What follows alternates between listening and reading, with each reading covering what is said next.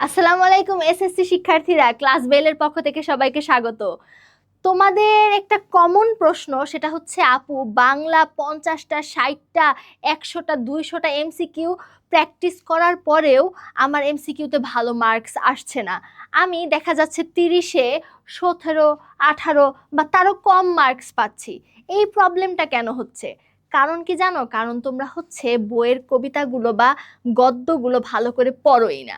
আর তোমরা কি জানো কিছু টেকনিক্স আছে, যে সেই টেকনিক্সগুলো যদি আমরা ফলো করি তাহলে আমাদের কিন্তু এমসিকিউতে 30-এ 30 পাওয়া সম্ভব।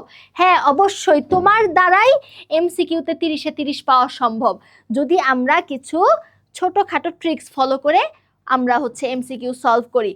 তার আগে চলো তোমাদেরকে একটা কথা বলি, সেটা হচ্ছে তোমরা নিশ্চয়ই আমাদের এফআরএমবি ব্যাচের সম্পর্কে শুনেছো। এফআরএমবি আমি তোমাদেরকে লিখে দেখাচ্ছি, সেটা হচ্ছে FRMB, মানে হচ্ছে ফাইনাল রিভিশন মাস্টার ব্যাচ।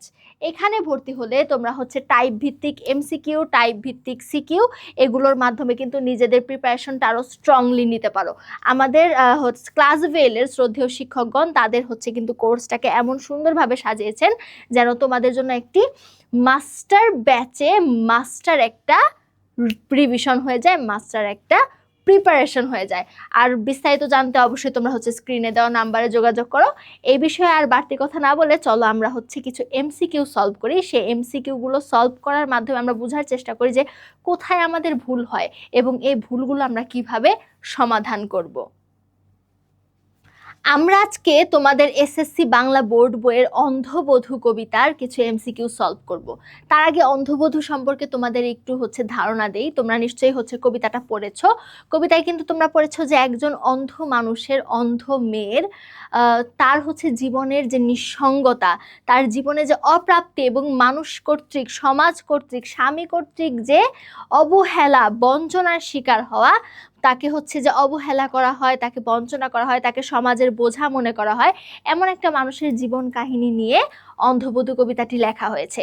এই অন্ধবধূ কবিতার কিছু লাইন থেকে আমাদের ইম্পর্টেন্ট এমসিকিউ আসে, যে এমসিকিউগুলো অনেক কঠিন। আমরা কঠিন কিছু এমসিকিউ সলভ করব, যেগুলো আমরা সহজভাবে শেখার ট্রাই করব। চলো আমরা এমসিকিউটা শুরু করি এবং সেগুলো কোথা থেকে ফাইন্ড আউট করব সেটাও তোমাদেরকে শিখিয়ে দেবো, ডোন্ট ওয়ারি। দেখো, পা পিছলিয়ে তলিয়ে যদি যাই, মন্দনে হাত হয় না কিন্তু তাই। উদ্ধৃতাংশে অন্ধবধূর কি মনোভাব প্রকাশ পেয়েছে? এখানে বলেছে অভিমান, রাগ, সংশয়, বিরক্তি।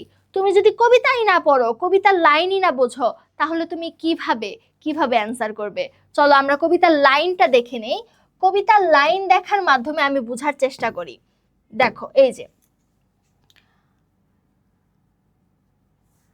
এই দেখো নিচের লাইনটা, পা পিছলিয়ে তলিয়ে যদি যাই, মন্দনে হাত হয় না কিন্তু তাই।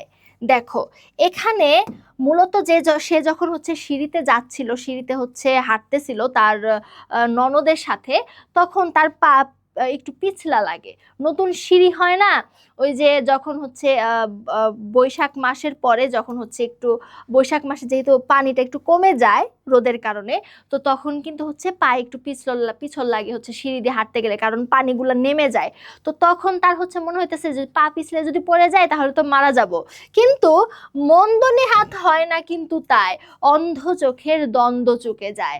কারণ আমি যদি মারা যাই, আমি তো তোদের কাছে বোঝা, আমাকে তোরা বোঝা মনে করিস, তাহলে কি অন্ধ চোখের দ্বন্দ্ব চুকে যাবে, আমার জীবনের যত কষ্ট দুঃখ সেই কষ্ট দুঃখগুলো ঘুচে যাবে, তোদের কাছ থেকেও হচ্ছে বোঝাটা নেমে যাবে। তাহলে আমরা বুঝতে পারলাম যে সে কি বুঝাইছে, তার মনের হচ্ছে দুঃখ প্রকাশ পেয়েছে, তার মনের যে তার একটা অভিমান, অভিমান প্রকাশ পেয়েছে, সে অভিমান করে বলছে। কেউ তার রাগ করে কথাটা বলবে না, কারণ একজন অন্ধ মানুষের আবার কিসের রাগ? সে একটু অভিমান করে বলতে পারে যে আমাকে যে অবহেলা করিস, অবজ্ঞা করিস, এই জন্য হচ্ছে সেই কথাটা বলেছে। দেখি এখানে কি কি অপশন দিছে, এই যে দেখো, অভিমান, রাগ, সংশয়, বিরক্তি। এখন অন্ধ মানুষের আবার রাগের কি, তাই না? সে আবার কি রাগ দেখাবে? তারপরে সংশয়, এখানে মৃত্যুর সংশয় যদি তার থাকতোই, তাহলে সে কেন মন্দ নেহাত হয় না কিন্তু তাই কথাটা বলতো, তাই না? তার মানে সে চেয়েছে যে সে মরে যাক, মরে যাক। এখানে তাহলে বিরক্তিও প্রকাশ পায়নি, এখানে সংশয়ও প্রকাশ পায়নি, কি প্রকাশ পেয়েছে? অভিমান প্রকাশ পেয়েছে। ঠিক আছে, দেখি তারপরে হচ্ছে এমসিকিউতে চলে যাই। অন্ধ গেলে কি আর হবে বোন পংক্তিতে অন্ধবধূর কি প্রকাশ পেয়েছে? জীবনের প্রতি নিরাসক্তি, কষ্টের কণ্টকাকীর্ণ অনুভূতি, স্বামীর প্রতি অনুযোগ, কৃত ভুলের অনুশোচনা। দেখো, অন্ধ গেলে কি আর হবে বোন, দেখি আমরা কবিতায় দেখি, কবিতায় বোঝার চেষ্টা করি।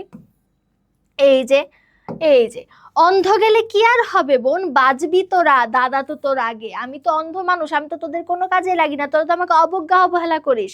এই যে অন্ধ মানুষদের যে হচ্ছে যে নিম্ন জীবন, তাদের যে কঠিন জীবন, তাদেরকে যে মানুষ কর্তৃক অবহেলা বাঞ্ছনা সহ্য করার যে বিষয়টা, সেটা প্রকাশ পাইছে। তাহলে অন্ধ গেলে কি আর হবে, আমার জীবনের প্রতি, নিজের জীবনের প্রতি তার নিজেরই কোনো মায়া নাই।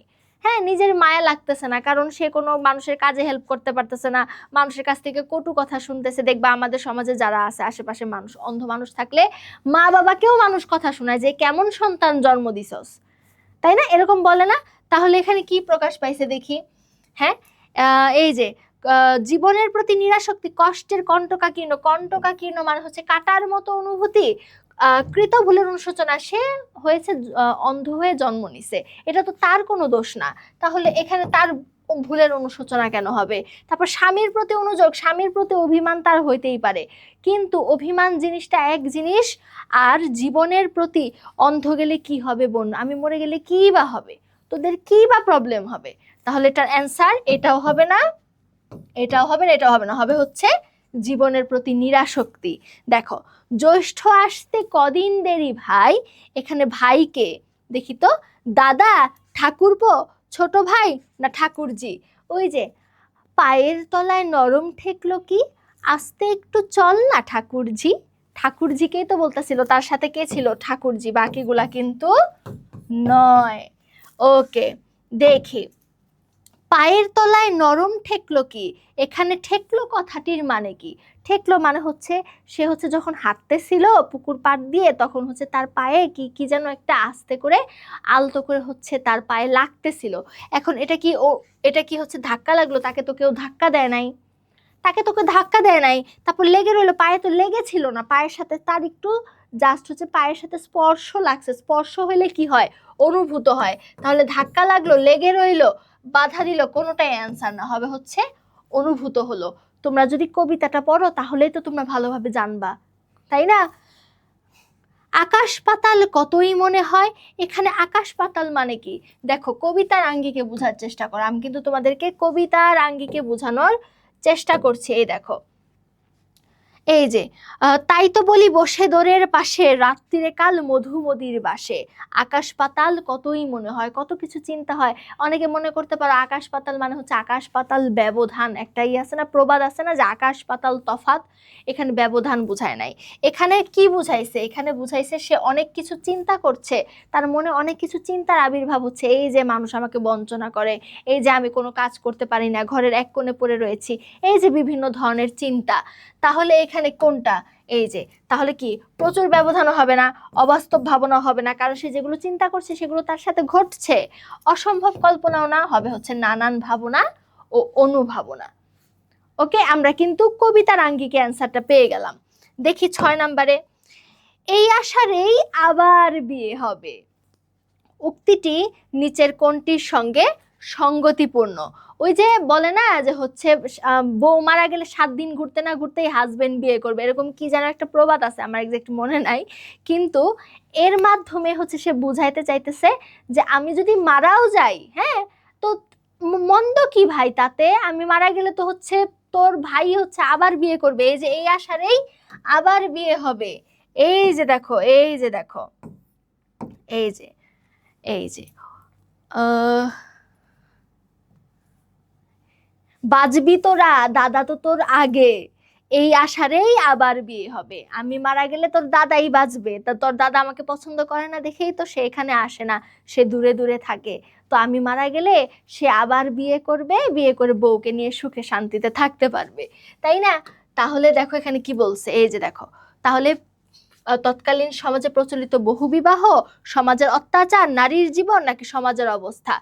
এখানে তোমরা তিনটা জিনিসকে রিলেট করতে পারো, একটা হচ্ছে সমাজের অবস্থা, সমাজের অত্যাচার বা বহুবিবাহ। কিন্তু বহুবিবাহ কথাটা যেহেতু সরাসরি আসছে যে একটা বউ মারা গেছে সে আরেকটা বিয়ে করছে, তার মানে কি একটা লোকের একাধিক বিয়ে হলো, তাহলে অ্যান্সার হবে এইটা, বাকিগুলো কিন্তু নয়। তৎকালীন সমাজে যে বহুবিবাহ প্রথা ছিল, যে বউ মারা গেলে বা বউ থাকতেও মানুষ আবার বিয়ে করে, এরকম। দেখো, অন্ধবধূ কবিতায় ফুটে উঠেছে অন্ধবধূর নিঃসঙ্গতা, অন্ধবধূর বিড়ম্বনা, অন্ধবধূর মনোকষ্ট। অন্ধবধূ যে হচ্ছে একা একা থাকে, সে হচ্ছে নিঃসঙ্গ জীবন যাপন করে, তার স্বামী তাকে গুরুত্ব দেয় না, তাকে ছাড়া দূরে থাকে, তাহলে এখানে নিঃসঙ্গতা প্রকাশ পাইছে। এখন অন্ধবধূর বিড়ম্বনা, বিড়ম্বনা মানে কি? বিড়ম্বনা মানে হচ্ছে এখানে সংশয় বোঝাইছে। এখানে কি বোঝাইছে? সংশয়। কিন্তু এখানে তো অন্ধবধূর কোনো সংশয় ছিল না, সে তো সংশয়ে হচ্ছে কোনো কিছু বলে নাই, তার মনের মধ্যে হচ্ছে নিঃসঙ্গতা এবং তার মনের ভিতরে কষ্ট, তার স্বামী তার সাথে থাকে না, আশেপাশের মানুষ তাকে হচ্ছে যাচ্ছে তাই বলে, তাকে হচ্ছে দুচ্ছাই করে। তাহলে এখানে কোনটা প্রকাশ পাইছে? 1 আর 3, 1 আর 3 কোনটা অ্যান্সার? খ অ্যান্সার। এখানে যায় কিন্তু তোমরা বিপদে পড়ো। হ্যাঁ, এটা কিন্তু তোমাদের কাছে অনেক কঠিন লাগে যে 1 2 3 সবগুলোই রাইট অ্যান্সার মনে হয়, কোনটা রাইট অ্যান্সার, কোনটা রাইট ভাবে লিখবো, তাই না? এরকম কিন্তু তোমাদের মনে হয়। তারপরে দেখো, অন্ধবধূর ব্যথা ভোলায় কবিতার মাধ্যমে আমরা দেখি। কবিতাতে কি কি বলা আছে সেটার মাধ্যমে আমরা দেখি। এই যে দেখো, স্নিগ্ধ শীতল জলে দুটো প্রাণের কথা বলে, দরদ ভরা দুঃখের আলাপন, পরশ তাহার মায়ের স্নেহের মতো, ভুলায় খানিক মনের ব্যথা যত। দেখি এখানে তাহলে কোনটা কোনটা আসছে? শীতল জলের পরশ পাইছি, দরদ ভরা দুঃখের আলাপন পাইছি, দাদার প্রত্যাবর্তন পাইছি। দাদার প্রত্যাবর্তন কিন্তু কবিতায় নাই। তাহলে বলো, কবিতা যদি ভালো করে না পড়ো তুমি তাহলে কিভাবে পারবা?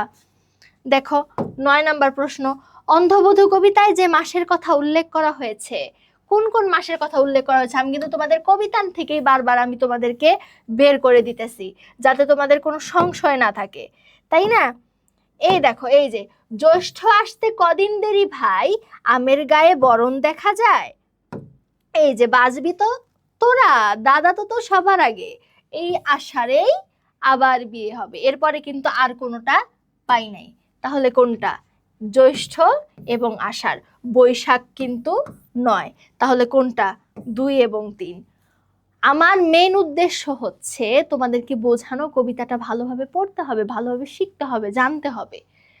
তোমরা যদি বইয়ের লাইন বা লাইন ভালো করে না পড়ো, কবিতা এবং বাংলার ক্ষেত্রে শুধুমাত্র টাইপ ভিত্তিক এমসিকিউ বাংলায় কিন্তু কোনোভাবেই পসিবল না। টাইপ ভিত্তিক অন্যান্য সাবজেক্টে তুমি এমসিকিউ পেতে পারো, কিন্তু বাংলায় কিন্তু ভালোভাবে কবিতা, গদ্য, নাটক, উপন্যাস না পড়লে এমসিকিউ তুমি অ্যান্সার করতে পারবে না। হয়তোবা তুমি সিকিউ অ্যান্সার করতে পারবে টাইপ ভিত্তিক, কিন্তু এমসিকিউতে গিয়ে প্রবলেমে পড়বে। দেখো লাস্ট ওয়ান, অন্ধবধূ কবিতায় নিম্নলিখিত চিত্র পাওয়া যায়। কোকিলের ডাক, ঝরা বকুল, পচান পাতার ঘ্রাণ। কবিতা যারা তোমরা ভালো করে পড়েছো তোমরা কিন্তু জানো যে এখানে কোকিলের ডাকের কথা বলা হয়েছে, ঝরা বকুলের কথা বলা হয়েছে, পচান পাতার ঘ্রাণ শব্দটা কিন্তু নেই। তাহলে কি 1 আর 3। মোদ্দা কথা হচ্ছে তোমার কবিতা ভালো করে পড়তে হবে, এটাই হলো মেন কথা, এর বাইরে কোনো কথাই নেই। কবিতা ভালো করে বুঝতে হবে, জানতে হবে, লাইন বাই লাইন শিখতে হবে। এবং তুমি পড়তে যাও, তুমি নিজে নিজে পড়তে গিয়ে কবিতাটা আর ভালোভাবে বুঝো না, কবিতাটা আর ভালোভাবে শিখতে পারো না, তাহলে তোমার কি হয়? তাহলে তোমার প্রবলেম হয়, তোমার বুঝতে অসুবিধা হয়। তুমি হচ্ছে কোথা থেকে এমসিকিউ আসছে সেগুলো প্র্যাকটিস করতে পারো না। বইয়ের মধ্যে 70টা 80টা 100টা 200টা 300টা 500টা 600টাও যদি তুমি প্র্যাকটিস করো, তুমি যদি কবিতা লাইন বাই লাইন ব্যাখ্যা না বুঝো, তোমার দ্বারা কিন্তু পসিবল না। ওকে, এতগুলো কথা বললাম তোমাদেরকে বোঝানোর জন্য, তোমাদেরকে জানানোর জন্য যে আমাদের এফআরএমবি ব্যাচে কিন্তু তোমরা এই টাইপ ভিত্তিক সব পড়াগুলো এবং হচ্ছে আমাদের প্রত্যেকটা লাইনের ব্যাখ্যা, বিশেষ করে বাংলা আমি তোমাদেরকে সুন্দরভাবে ব্যাখ্যা করে ক্লাস নিচ্ছি, ক্লাস সুন্দরভাবে গুছাচ্ছি। অলরেডি কিন্তু ক্লাস শুরু হয়ে গিয়েছে, অনেকে কিন্তু ক্লাসে জয়েন করে ফেলেছে। তুমি কেন পিছিয়ে থাকবে? তুমিও ক্লাস শুরু করে দাও, তুমিও শিখে ফেলো, তুমিও এগিয়ে যাও অন্যদের মতো তোমার পড়াশোনায় কয়েক ধাপ।